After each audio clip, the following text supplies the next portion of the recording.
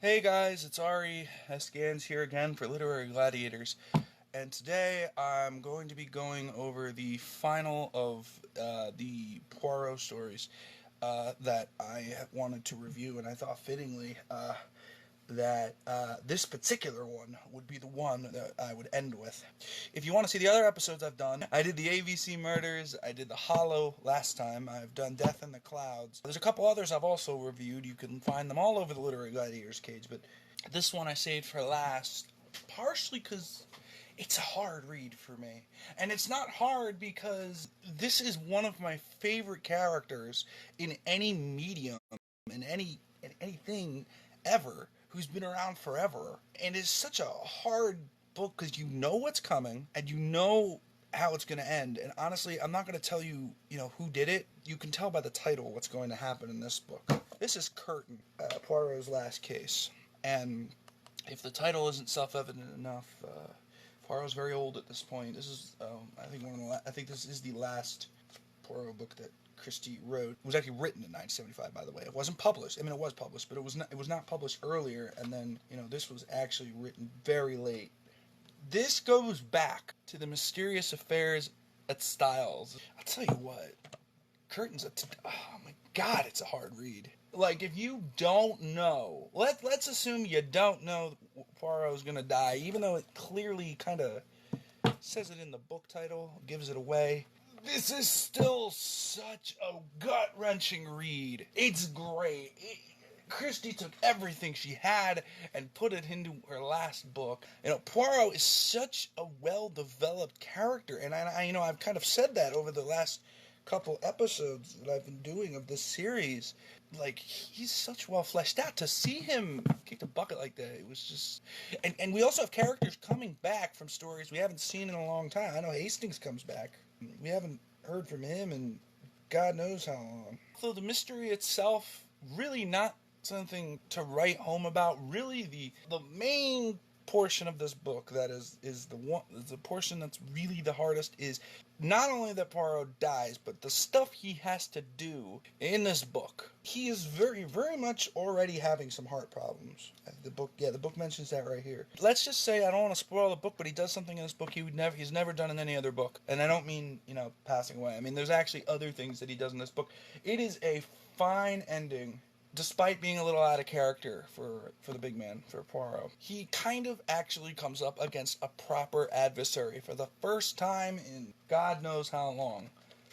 I mean, most mysteries, you figure out who it is and he's taken away and that's that. He actually has a proper adversary in this book. His name is Norton.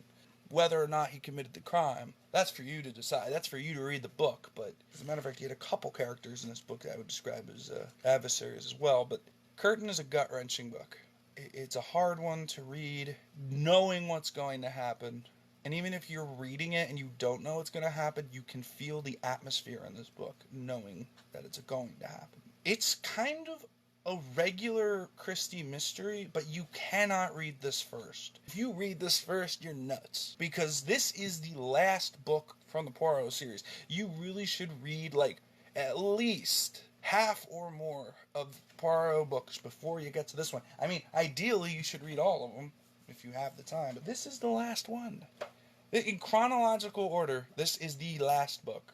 Honestly, I mean, it's good. I don't think it's Christie's best book, but I think under the circumstances and given what she has done with the character, I think it flushes it out into a better story. A good mystery, but a better flushing out of the character. I think this is actually, to be honest, mystery-wise, when we're talking about the plain mystery of this book, the mystery itself, I think, is weak. I don't think it's that good.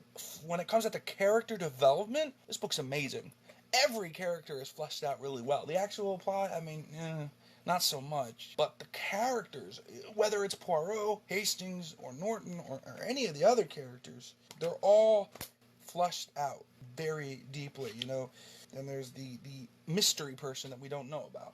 How to give a rating to Curtain with 5 stars, half stars permitted. It's hard because on one end, you have not the greatest mystery, like something that Christie would normally write. Now, take my word for it, what Christie would normally write is usually never lower than like a 3.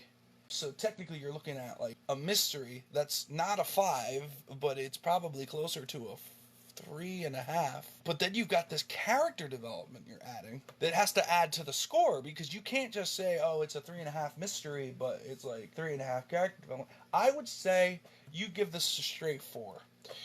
Curtain has to be given a 4 because of the great development of the characters, although the mystery is a little weaker. I think that if this was not the last book, I think if this was just a regular Christie mystery, I would have given it a 3. But I think the push of the characters and, how Poirot kind of fights his last battle, so to speak, I'll average it. I'll give it a 3.5. I think 4 is a little generous for this one because it's got that push of the character development, but the mystery is a little weaker. So we'll give it a 3.5. It's still a must-read. It's one of those books where it may not be as good as some of the others, like And Then There Were None or Murder of Roger Ackroyd, but you have to read it because it is a conclusion to the entire series.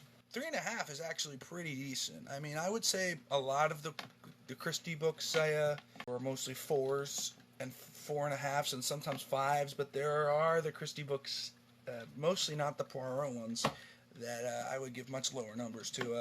The Tommy and Tuppence books, like I know there's one called N or M. It's one of the worst books I think Christie has ever written. I'd probably give it like a 1.5. So don't think that 3.5 is low. I think maybe out of all the ones I've done, it's around on the same level as Dumb Witness. This is like the same general level as Dumb Witness, which I believe I gave a 4 to or a 3.5.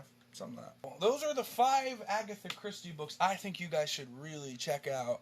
You should definitely check out Dumb Witness. It's a little bit of a hidden gem not people know about. ABC Murders is a good one. It throws things in different directions. Death in the Clouds, which is a good beginner book. If you're just starting with Christie, that's a great one. If you are more experienced with Christie, The Hollow is a better book to read.